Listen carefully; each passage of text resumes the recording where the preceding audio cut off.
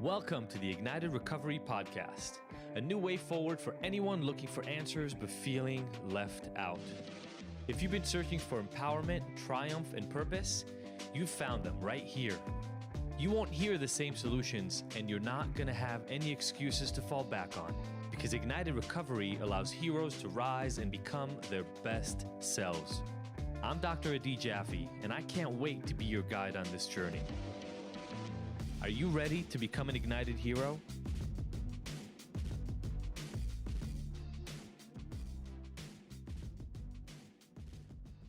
Hello, everybody, and welcome to this episode of the Ignited Recovery Secrets podcast. I'm so excited to present today's episode to you.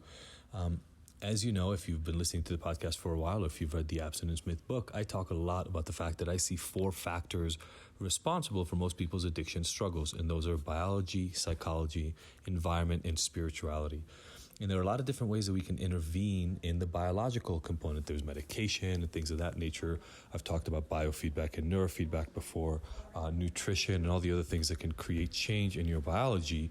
And today we're going to meet a founder of a company that really deals with more of that biofeedback, neurofeedback, but in a very cool, very active way, device that helps people with anxiety and sleep. Now, some people might say anxiety and sleep are not addiction, but I can tell you that for so many people who I've helped over the years, they are a massive part of the problem. So a lot of people can't sleep because of their anxiety, and then they start drinking or using other drugs to help them sleep.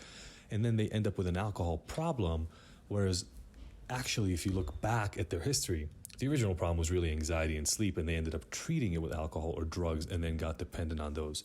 So I think, as usual, as you've probably heard me talk about over and over on here, if you treat the core problem, oftentimes the addiction can go away by itself. I'm a huge fan of any intervention that works. Love this conversation. Love even learning how Kelly got to doing this. It's a really cool story. You're going to love it. Stay tuned.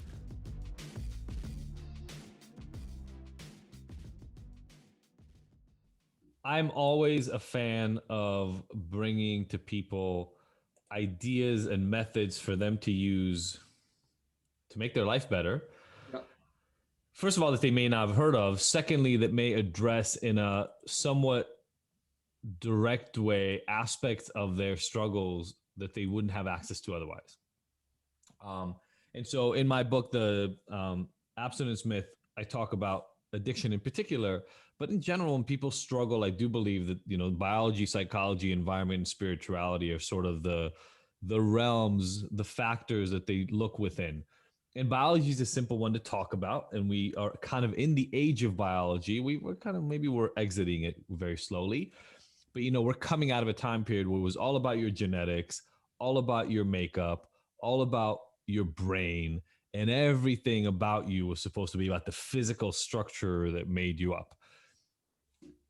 That explained a lot for a lot of us.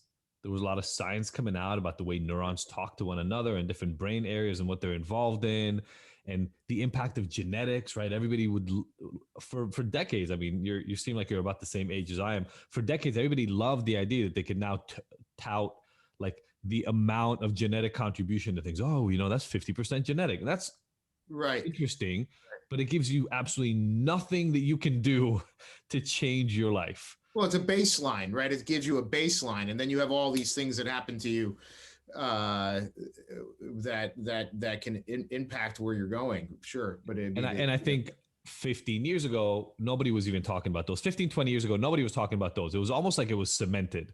Then epigenetics started coming in, biofeedback started coming in, and these other techniques that said, well, other than medications, that allowed you to somehow intervene in the biology. Yep. And to me, that's really where the rubber meets the road, right? Like, understanding my struggles is a very different thing than helping the struggles that I'm going through.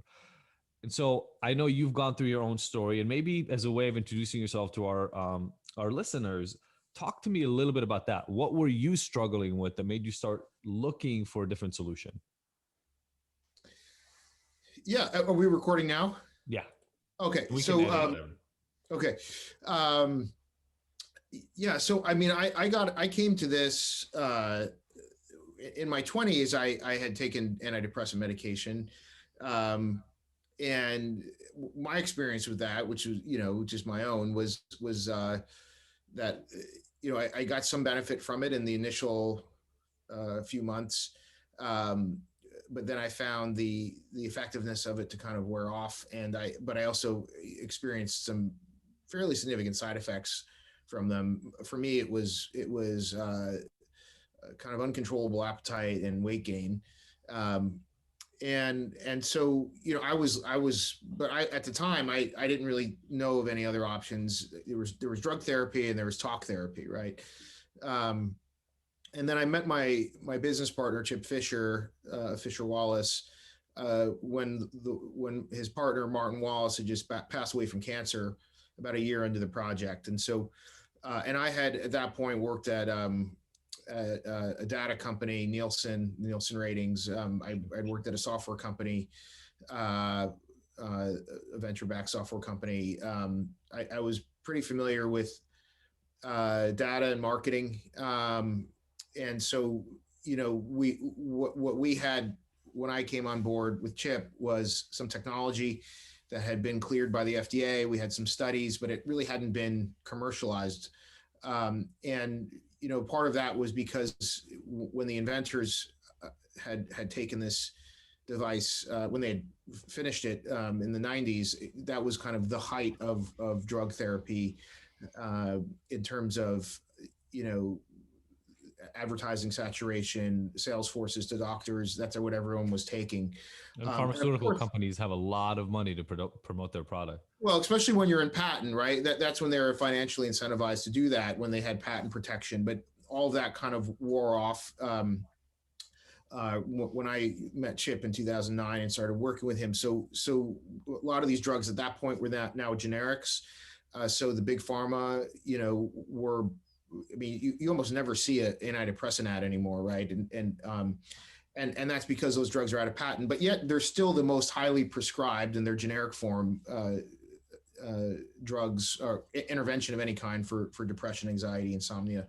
So so their effect is still there culturally, but of course consumers and physicians are looking for other things, because we know now that the efficacy can be modest at best, and that there's a high rate of side effects and so forth. So that's the confluence of those things. My personal experience is kind of where drug therapy had kind of left us in 2009. My own interests in technology and commercializing things, and so I quickly became a regulatory expert. And my brother was actually is still a research scientist. He's Oh, wow. a professor at SUNY Downstate Medical School. So I've always been, had kind of dinner table conversations with him, and have read journal articles that he published. So I wasn't unfamiliar with that world. But for me, it became kind of a mission to bring more awareness and ultimately money for research to a device intervention that had has very low side effect rate and effectiveness that appears to now be on par with drug therapy or better. And as I mentioned at the outset, we've done a lot of research in the past year to support that. So I want to break down a little bit of what you were talking about, and then I want to talk about your personal experience. You talked about antidepressant efficacy. For people who don't know and haven't followed this, because you have a life and this is not something you read up on a lot. Right. Some of the analysis on antidepressant, generally, not a specific antidepressant, but broadly on antidepressants as a class, have shown that potentially antidepressants are actually not more effective than placebo for anybody but the most severe antidepressant or depression cases. Sorry, I'm going to say that again so they can edit that. Suggesting that antidepressants are actually not more successful at relieving depression than placebo for anybody but the biggest sufferers, right? The ones struggling with the heaviest duty depression. And we know that for those people, there can be as you mentioned, your own experience, Kelly, like this initial period of relief and then a pretty substantial plateauing, which is still augmented by all these side effects. So you were going through some of this yourself. And I'm assuming, obviously, now being part of the Fisher Wallace kind of family over there, that you've tried the neurostimulation device yourself? Oh yeah, I've been using it for off and on for 10 years now. More, I mean, this is my thing is going to be 12 years in July when I met Chip and started working with Chip. So I'm co-founder and CEO at this point, and Chip is chairman, and you know we've sold about 70,000 devices at this point, through about 14,000 prescribers. But to your point, I will say this in defense of drug studies, and I've learned this by doing clinical trials this past year. We did 3 fairly large subject size studies. Now, in defensive drugs, when you're these studies, and you're right, there's not a huge difference between the active or the actual drug and the placebo, the sugar pill, but the subjects, as they call them, the patients that they bring into these studies, also are very highly screened, and there tends to be a lot of what's called exclusion criteria in studies, meaning that if you're going to study a major depressive disorder, They can't have any other side. They can't have any other disorders. they can't have any others. They can have insomnia, because that is a diagnostic criteria of depression. Yeah. But they can't have, severe anxiety. They can't have mania. They can't have bipolar. They can't have schizophrenia. They can't have suicidality.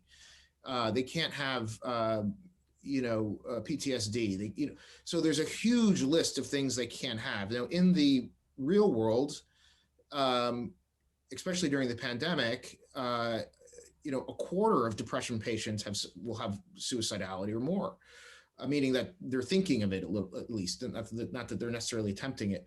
And so to whether it's drug or device or anything else, a clinical, it actually is a significant achievement to show active beating a placebo. The other thing is there's absolutely a very high placebo effect. And so what I experienced when I took the drugs could have been completely a placebo effect.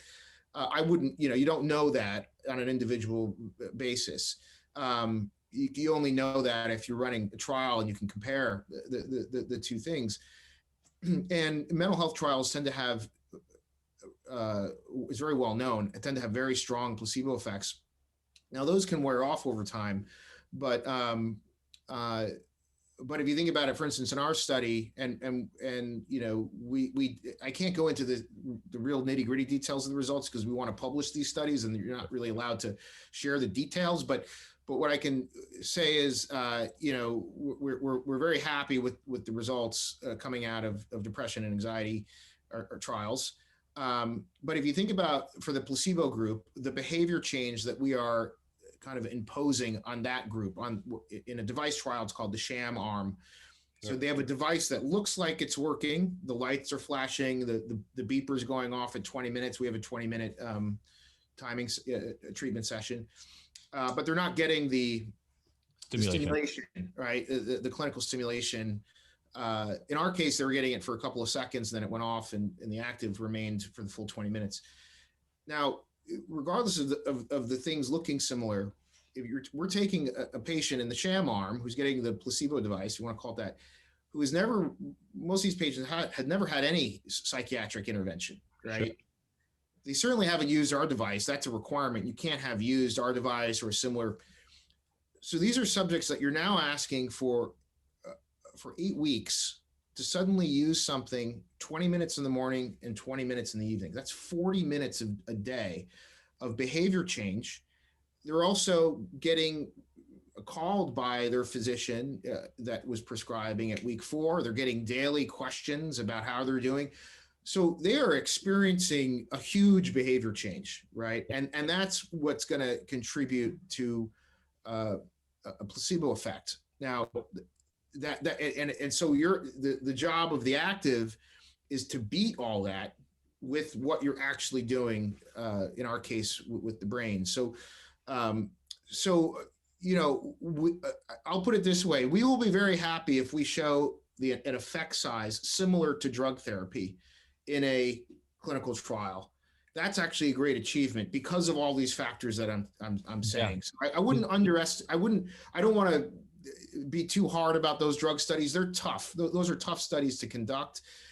However, the side effects are the side effects, right? And that's where I think our value, as long as we're showing something similar on the efficacy side to drugs, we have far fewer side effects. I mean, we have headache and dizziness, basically, and at very small percentages. So that's where this is more groundbreaking, is that even if we just show similar effectiveness in terms of effect size between sham and active, the fact that we're not causing patients harm, that we're not causing these side effects, and in fact, and we have to do some follow-up work.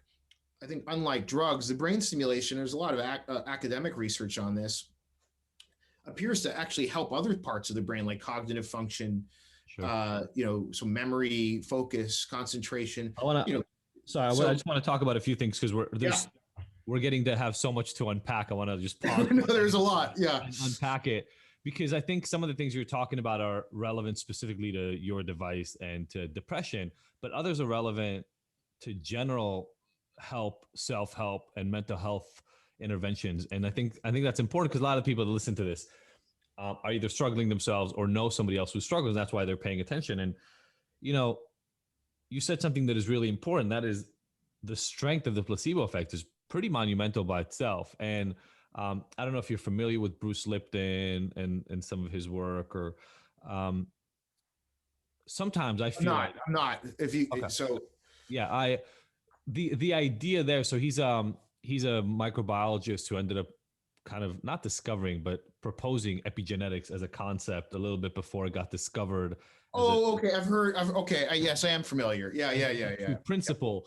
But in this book that he wrote, he kind of transitions into this more esoteric, almost like philosophical understanding of, and he talks specifically about the placebo effect.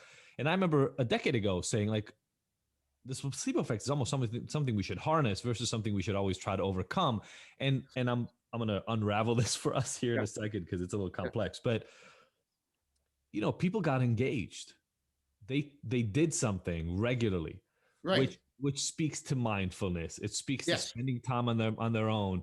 It's exactly being connected with a caretaker like this physician and talking about what's going on with them. And that engagement alone provided a benefit. Now, I agree with you that any test should show that an intervention could have an effect over and above the average placebo effect. But I want to ask you how you feel about this next piece, which is, what if there are people for whom the idea of stimulating their brain through neurostimulation has an above average placebo effect? And forget for a second the actual work of the neurostimulation, which I know is really, really difficult. No, I understand your question. Yeah. They see neurostimulation as substantially more relevant to their struggles because of their history, their beliefs, their understanding of the world. So the placebo effect is actually much stronger even for these people because they truly believe in what's happening here versus a group of people who's maybe skeptical, et cetera. Now, as a statistician, the job of statistics, and I've been talking about this more and more in the last year, so it's something that I feel like is just coming to the forefront for me, at least. The job of statistics is to remove error. As a statistician, that's what you're worried about, is how do I identify error, attribute it to the right factors, and remove the unexplained error, right? The only problem is part of unexplained error is individual variation in who we are as people. Kelly, you're a different person than I am. There are myriad different reasons why you and I are different people. And what I think sometimes, not that we miss the opportunity to become better at tailoring the treatments to the people for whom the treatment is best fit. And so I think you're totally right about this about pills, and you're totally right about this about your device. I just wonder sometimes if, in being so dogmatic and restrictive in how clinical trials take place, and I participated at least in the data analysis and data collection for some of those when I was a grad student, so I've seen it, right? They are incredibly restrictive, and the idea of the restrictiveness is to reduce that error, right? The idea is you're only going to get a certain kind of person into your trial, and by only getting a certain kind of person, any effects seen in that population are more likely to be due to the intervention than due to variability in people. There's only one problem with that understanding. And you know this looking at any of the statistics coming out of all your studies. The error is always still pretty freaking big. Like, even when you have very limited subsets of people, the level of individual variability between all of us is still it's large. You're talking about effect sizes, and for a lot of people listening right now, effect size is a little bit above their understanding of statistics. So I'll say it like this. Well, it's a difference between the result from the placebo and the result from the real thing. That's the 100%. But what I'm saying is, let's even make it more basic. The amount of variability and impact that's explained in most studies is below 10%. Like, when you look at variability in depression scores, it is explained most of the time by not even just by the device use or by the medication, but people get better, and we get to explain part of the reason why they get better. But oftentimes, I haven't seen your data, so I don't know if this is true. In larger studies, you're explaining 7%, 10%, 11% of the variation. Now, that's not nothing, but just so we all can kind of be in the same space, there's a lot unexplained. And I think that unexplained component is what makes us unique as humans. And I'm a big believer in biofeedback, neurofeedback, the concept of neurostimulation. Statistics and neuroscience were my major areas in getting my PhD. So the idea that intervening directly with the action of neurons will impact the way you behave is a big part of how I see the world. This stuff, therefore, probably works better on me because I have a firm belief. You may have a stronger placebo effect, and I would just, I don't think you can argue with the fact that certain people, because of their life experiences, their knowledge, are going to react differently in the quote unquote placebo effect. And so I think what you want to try and do is have as many is to, and again, this is a technical term that you're familiar with, is you want to power these studies sufficiently so that you can actually incorporate the distribution of those kinds of variations as much as possible, right? So you're still getting a mean, or you're still getting, even in a subgroup. So we had multiple subgroups. Our anxiety trial had 307 subjects. Great. And modest anxiety was the largest subgroup, and then we had a small severe anxiety and a mild anxiety group. And so that's where our analysis was really looking at moderate and severe, and ended up being where we were really focused on. And I think, but to your point, that can really, now, what's interesting is that you have meditation clinical trials going on, right? Where they're looking at meditation, at what's the clinical effect of that. And in our case with our device, if you're asking people to sit down and put a device on for 40 minutes a day, that's that you could make the argument that that's actually in a meditation trial, that would be the active arm. Right? 100%. And so exactly. So now the FDA the FDA really needs to understand that, and that's a part of our job, is to explain that to them, is to say, look, this is not popping a sugar pill and moving. This is sitting down for 40 minutes a day. People who don't sit down for 40 minutes, they suddenly sitting down. And on top of that, they are getting the doctor interaction that you would get in a drug study. 100%. But it's that 40 minutes. I agree. It's a very, and so the fact that our active can show that even above that. Exactly. That's that. And I can, one thing I can tell you is that with some of the severe subgroups, the point drops were incredible. I mean, large point drops, and in both groups. Now we're still seeing, active better than sham, but it got to the point where we started to ask, well, is the 2 seconds of stimulation in the sham actually is it now? I'm not saying it's going to explain the whole thing, but could it be explaining some percentage of the sham effect? And the reason why we did 2 seconds in the sham is because that's how Mount Sinai did it in a previous trial that was small, only 16 subjects, and it was institutional based. It wasn't home based like we had to do during the pandemic. And so there wasn't enough data coming out of there to raise a flag over the 2 seconds. Now we did have enough data here, and so we did some research after the trial, and we found actually there's some published research out there, not a ton, but there is some coming out as very reputable labs that shows very short stimulation actually impacting action potential and other I think parts of cognition and so forth that was well, measurable. that makes sense given the fact that our normal neurostimulation operates on the order of nanoseconds, right? Right. Well, so that's something that we're also kind of including in our analysis of the sham. So in a sense, we're even fighting perhaps an even higher bar, right? Because we had the 40 minutes of behavior change plus whatever may have happened from the 2 seconds. Well, think about it, right? 20 minutes. If we talk back on some of the factors we said we've discovered in the last 10, 15 years, specifically intervene with our biological functioning, like epigenetics, I think it would be hard for anybody to argue who understands epigenetics and methylation of your genes and how your body expresses your genes. Because for a long time, people thought, well, your genes are your genes and you're born with it and that's just the way it is. Good luck. We know that's just not true. Your stress level, your exposure to toxins, your behavior on a daily basis changes the expression of your genes. So you can have very damaging potential genes protected, right? Literally wrapped up and protected because you're taking really good care of yourself.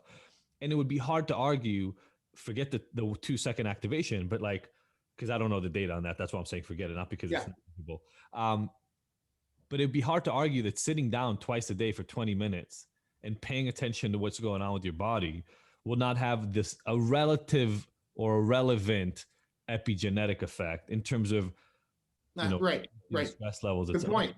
That would just be silly to think. I may need you to write some of the sham analysis section here.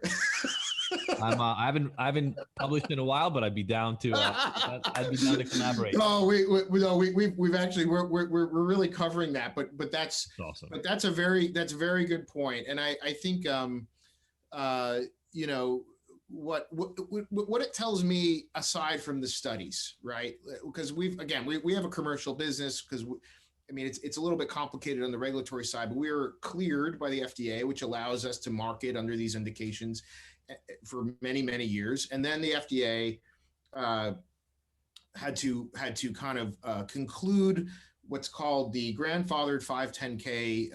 There was a handful of device categories that were grandfathered in the 70s, which our device category, not our device, but our category was. And so they finally got around to concluding what actual approval regulation would be in 2019, December 2019. So, casual, 40 years, it took them to 50 years to do that.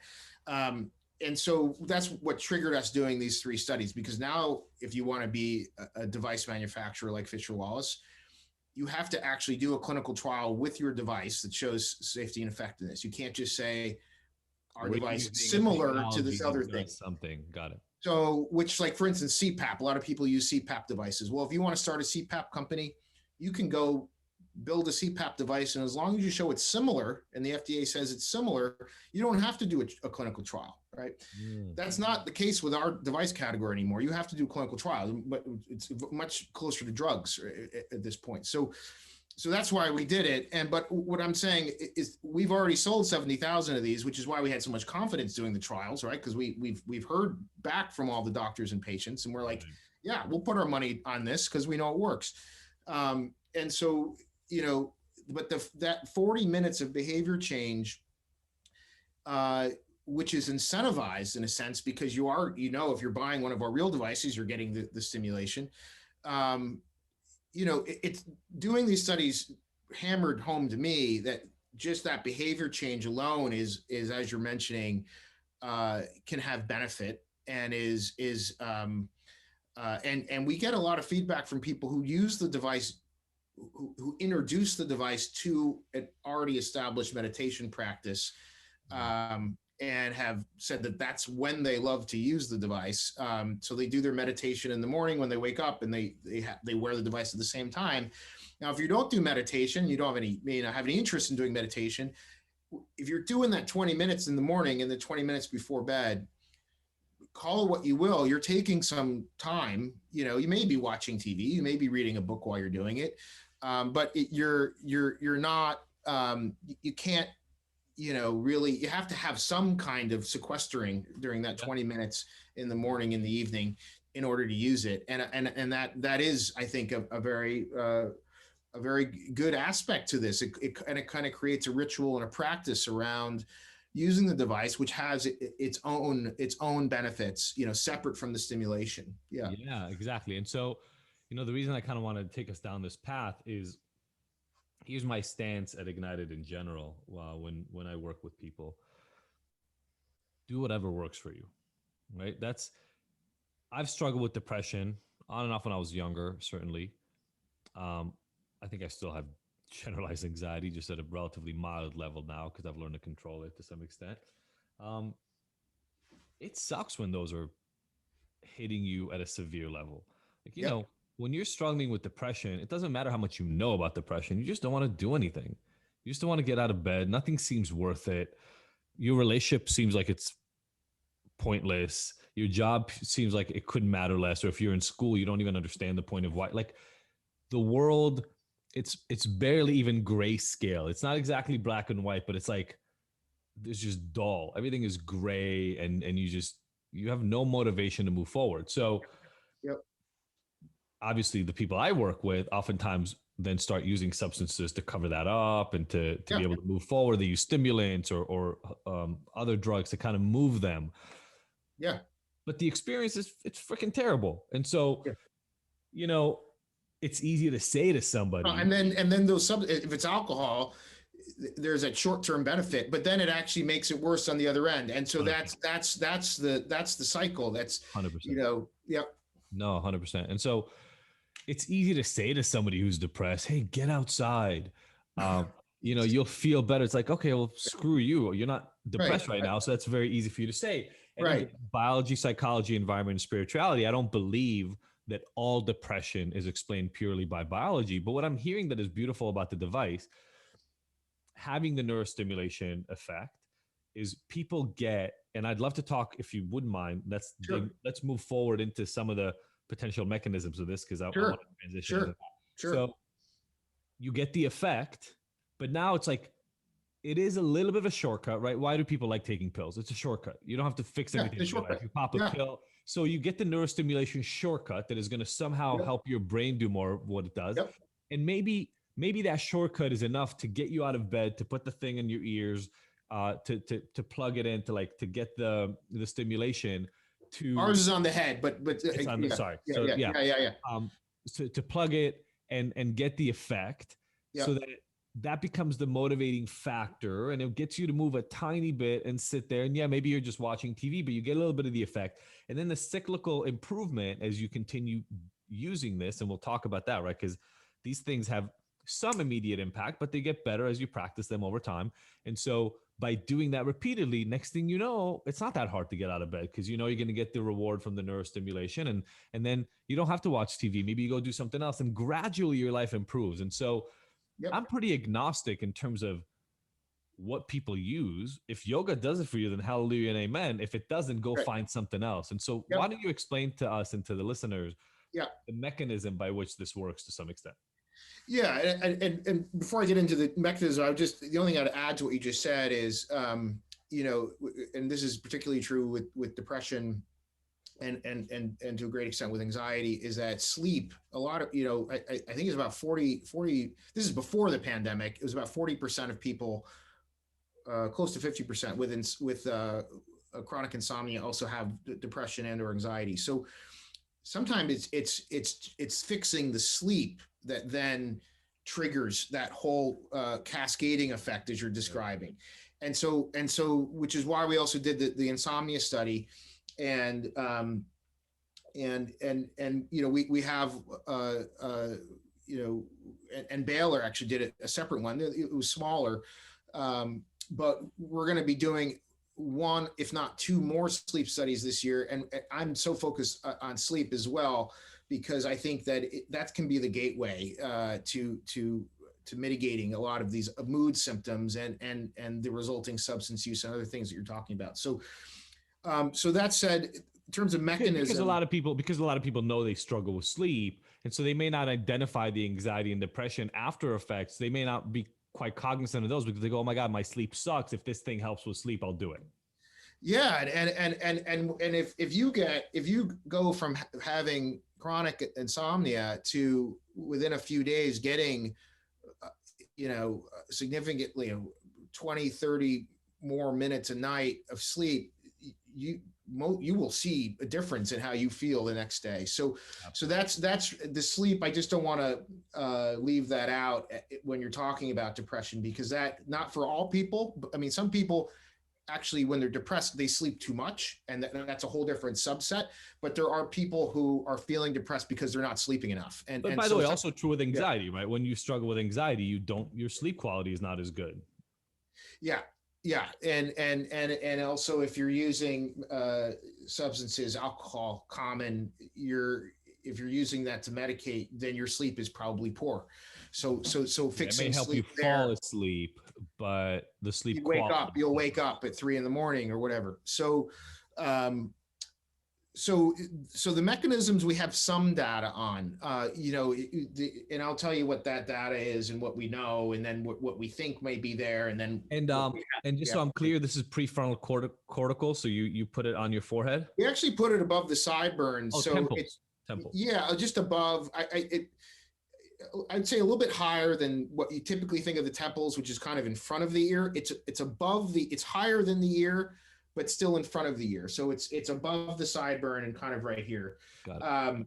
And so that's a pretty thin part of the skull, and it is targeting more of the center brain regions, what's called the Brodmann area.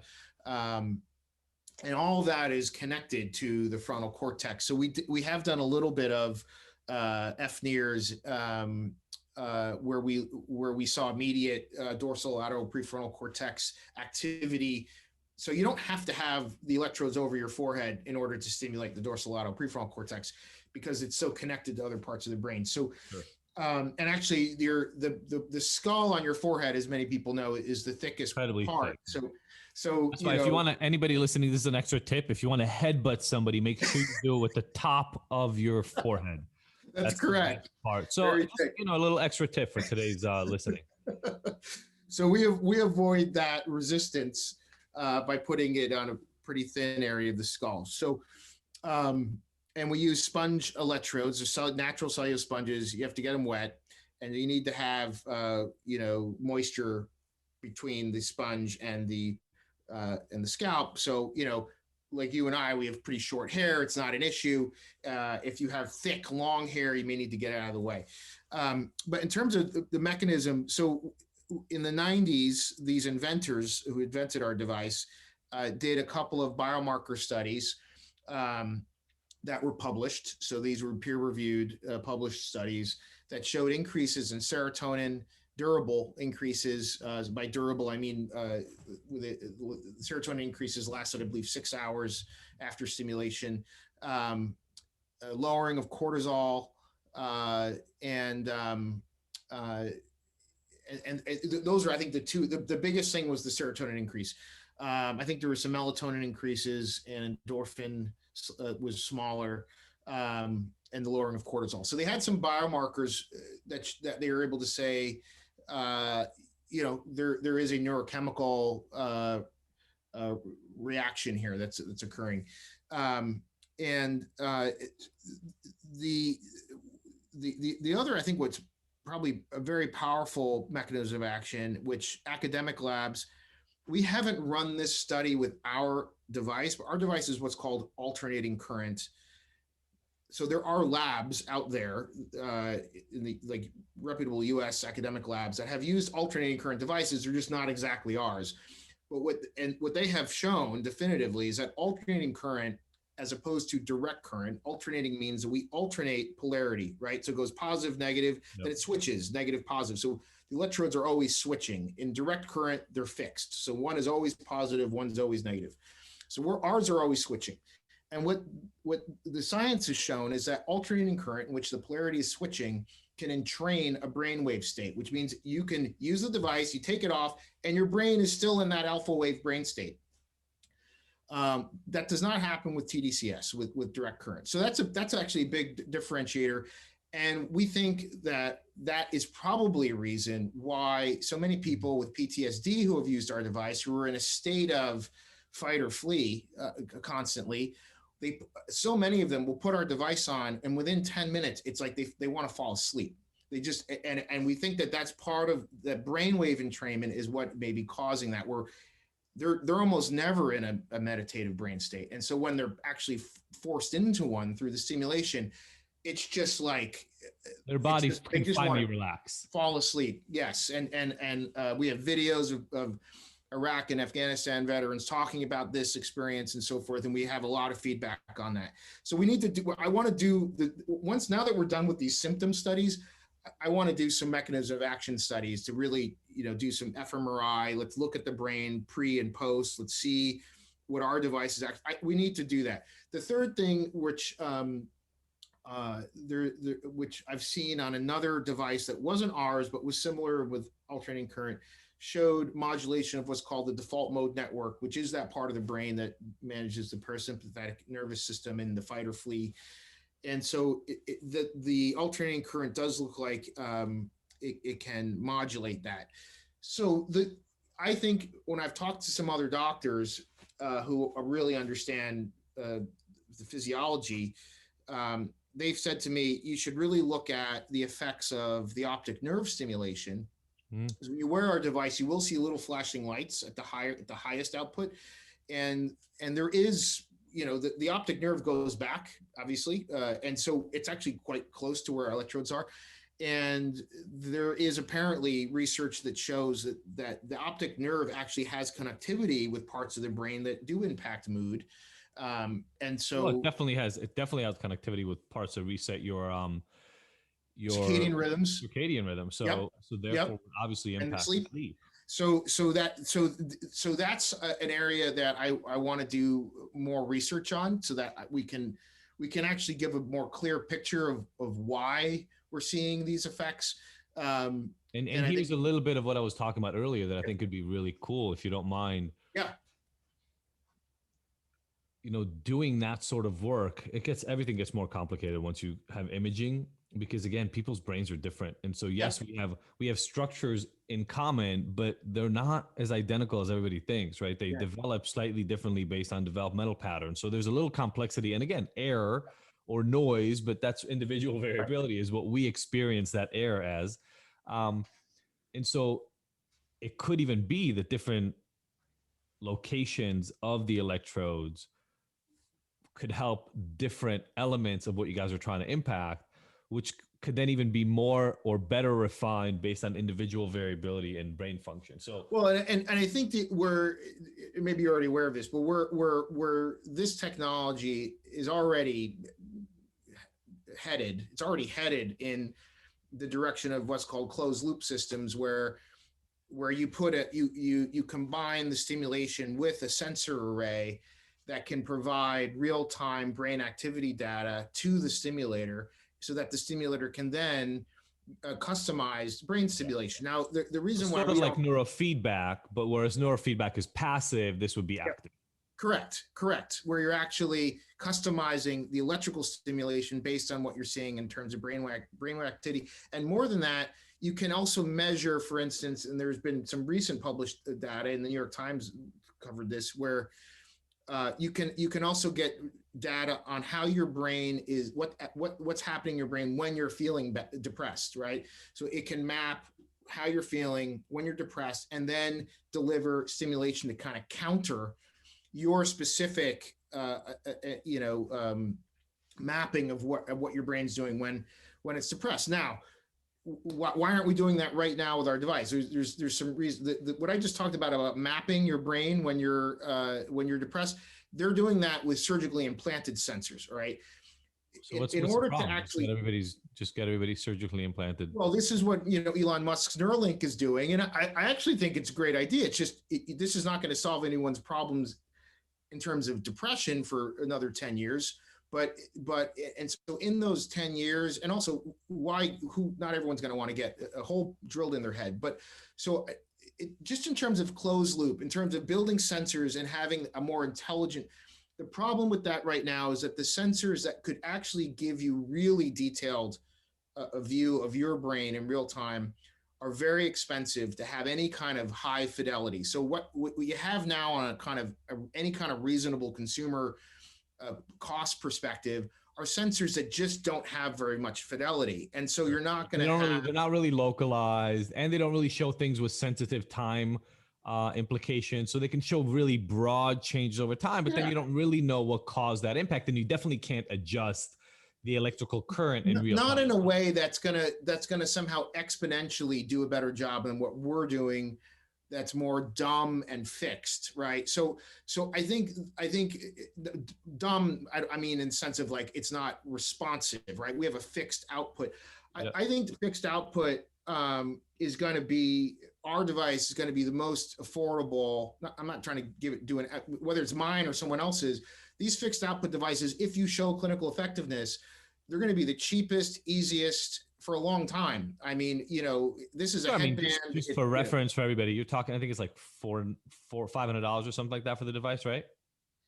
Yeah, and that's going to come down. I mean, with scale let's just leave it at $500. What's a therapy session? $75 to $200 a session, depending on where you live in the country. You're talking about like 6 to 3 therapy sessions to something that you get to maintain long term. And we have a 30-day return policy, 100% full refund. We even have free shipping. We give you all your money back, right? So it's really $500 if it works. Is that and then we have payment plans. So it's very affordable. And if you can't afford the $500, and if you're listening to this, you email us. You can go to our website and just. We will try and cut you a discount. Sometimes we have, like we just sold, we had excess clinical trial devices that we just sold at a nice discount. Amazing. And those went very, very quickly because I'd love to talk about, because again, we get a lot of people who struggle with depression, anxiety, insomnia, who struggle with addiction. It's just like the comorbidity is massive. And I'd love to, maybe after this, we can talk a little bit about potentially including a link out into you guys in our programs. For people who just need some extra help with those specific issues. Our program is centered on helping people find the tools that work for them. And for me, as I mentioned before, I'm really agnostic, and I love the ability to intervene at the functional level, because biology, psychology, environment, and spirituality. I can help you find better purpose and feel more aligned in your life. I can educate you on what's going on with your biology. I can help you change at least something about your environment, and I can help you overcome psychological struggles based on history and current struggles. I don't have a way to intervene directly with your biology. We know that doing the other things I mentioned will alter your biology to some extent, right? Like mindfulness and CBT work, they will have an impact. But if I can provide you with a way to directly influence some of that biology yourself, then we're just better equipped. It's just that simple, right? Yep. Even if you only get 15, 20% improvement from biology, who's not going to be happy about getting a 15 to 20% improvement in their depression as they're doing all this other really, really important work with a simple device that they just put on? Agreed. I've always looked at this platform as our hardware platform as something to accompany and to build off of these other things that you're talking about. There are some people that it will be the only thing they do. Yep. But I think there is so much evidence to say that if you're combining this with the things that you're talking about, the results are going to be even better. So absolutely. Yeah. You mentioned TDCS before, and TDCS is absolutely one of those things where I feel like it's been in this experimental phase for so long, and everybody, because it's so easy and relatively cheap, people are just playing with it all the time. Yeah. But even there, the biggest effects are action. I feel like they're action oriented. The biggest things that people have found TDS to be effective for is like improving learning and things like that. Cognitive stuff. And Yeah. Part of that is and this is the frustrating part of our society in a sense is, a big reason why there's not better data on TDCS and TACS is because there just hasn't been money invested in this. And it's ridiculous, right? I mean, I mean, these studies that we just performed were the largest that have ever been done for treating these symptoms ever in the history of wearable brain stimulation. I'm not aware of any other device that has done a 300 subject anxiety study or a 250 something subject depression study. Why is that? I mean, that's ridiculous. Why is all the, I mean, if the NIH and other things had given, had put enough money towards this years ago, we'd already have treated so many more people. That's a whole different discussion. And so we were able to do this because we were able to build a business, and then we raised money on an equity crowdfunding platform called Start Engine from our customers who basically said, hey, I know this works, and so I'm going to invest in Fisher-Wallace. That's how we raised the money to do these trials. We wouldn't have been able to do it otherwise. And I feel a little sad that it's taken this long. I mean, regardless of my own personal financial incentives, right? I mean, I'm trying to build a business, but just in general, it should not have taken this long to get studies of this size up and running. I mean, it's ridiculous. Yep. And you mentioned it, and look, think about it this way: a patented pill can cost as much as your device per administration. If you include the doctor visits, yeah. And so from a financial standpoint, these multi-billion-dollar companies look at a $600 charge as like a rounding error on an individual, right? They're hoping, and it is sad, and people need to understand this, right? I take medication, but you need to understand, especially when you're taking a patented product, right? The company, this is their cash cow. Like, this is how they survive. And so it's not as bad as it was in the 80s and the 90s, where doctors were literally essentially paid right products on you. At least we've controlled that. But if we're honest about it, they're still incentivized. And so whatever that incentive looks like nowadays is up for those companies to deal with and regulators to handle. But the bottom line is, doctors are kind of told what to do by the companies that incentivize them to do it. And there are better doctors at this that manage and do their own research, et cetera. And there are doctors who just, talk to their drug reps and do what they want to do. But when you understand that, hopefully you start taking some control over your own care, and you start doing some of the research instead of just automatically taking what is assumed to be the new drug of the day, right? Because you're right. You mentioned this in the beginning, and I'll mention it here. Freaking Prozac was everywhere when it came out. Like, you couldn't walk past a billboard. And it's still prescribed in the millions. The generic form of it. It's unbelievable. This is from the 1980s. Well, because it pushed itself into the standard. People People still think of Prozac as it's like the Uber of antidepressants, like, right? The one that takes the lion's share. And so the same thing, for Adderall, et cetera, like, right there, they each Ritalin, they each have their controlling stake, even though they're all out of patent. And what you mentioned is important, but here's where I think the rubber meets the road. And it's why we created Ignited the way we did for addiction, because rehabs work in the same way. The rehab business model kind of rests on the fact that a lot of the people that they release will relapse and struggle. And if the only solution you offer is to go back to rehab, then maybe I get a few stints at $40,000, $50,000 a month out of you instead of one, right? And it's a business model. It just is what it is. But the point that, a device like the Fisher-Wallace device gives people is a way to control their own treatment. Yes, you have to pay for it, right? It does cost money, just like everything else costs money. But if this is something that works for you, you now have it over your lifetime. And you have it over your lifetime in a way that is essentially free, other than batteries, I think, right? Batteries and sponges, right. It's very inexpensive to maintain. Yeah. And that way you get, so again, it's not that, I'll be the voice on this side. It's not that this is going to work and fix everybody's depression, anxiety, and insomnia. But anybody who's listening right now and is struggling with one of those things, the potential that this at $600 lifetime expense, maybe $800 lifetime expense, including all the batteries and all the sponges you will ever need to buy, right? Not even that much, but sure, if you're spending $500 I'd say it's AA batteries. These aren't expensive batteries. Yeah. In a year from now, we're going to have a version 2. I think we're going to be putting a lithium ion battery in there so that it'll last for a year at least. There you go. It'll last for a long time. So we're going to improve that battery, and then the sponges, are fairly inexpensive, and we're still not at a huge volume business yet. So as we get bigger, all those costs will come down. I mean, I would like to ultimately get this device down to like, a $300 price point, and then hopefully get it covered.